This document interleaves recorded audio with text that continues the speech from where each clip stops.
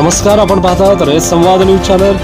रुग्णवाहिका चालक आसिफ सौदागर यांच्या कामगिरीमुळे वाचले गरोदर महिलेचे प्राण।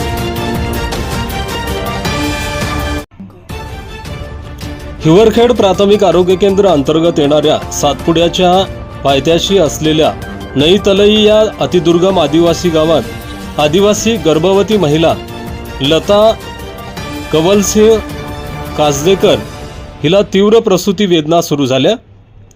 रुग्णवाहिकेसाठी 102 वर फोन केल्यावर चालक आसिफ सौदागर हे रुग्णवाहिका घेऊन तात्काळ आदिवासी महिलेच्या घरी पोहोचले।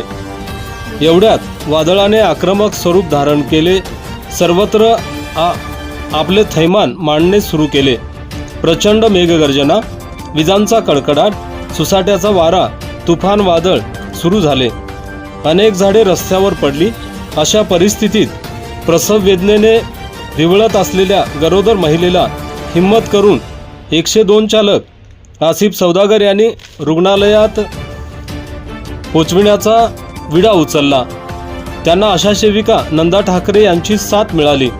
गरोदर महिला, तिच्या सोबतीची महिला व आशा सेविका यांना घेऊन आसिफ सौदागरने पुढचा प्रवास सुरू केला। ठिकठिकाणी अनेक झाडे रस्त्यावर आडवी पडली होती। चालक आसिफ सौदागर रस्त्यावरील पडलेली झाडे पूर्ण ताकदीने बाजूला सारत रुग्णवाहिकेला जाण्यासाठी मार्ग मोकळा करत हिवरखेड प्राथमिक आरोग्य केंद्र गाठले। वैद्यकीय अधिकारी डॉक्टर मिलिंद गवई यांनी गरोदर महिलेला तपासून अकोला येथे नेण्याचा सल्ला दिला। तिथे महिलेची प्रसूती होऊन तिला कन्यारत्न प्राप्त झाले। बाळ आणि आई दोघांची प्रकृती उत्तम असल्याची माहिती मिळाली। चालक आसिफ सौदागर यांच्या कार्यतत्परतेबद्दल सर्व स्तरातून कौतुक केले जात आहे।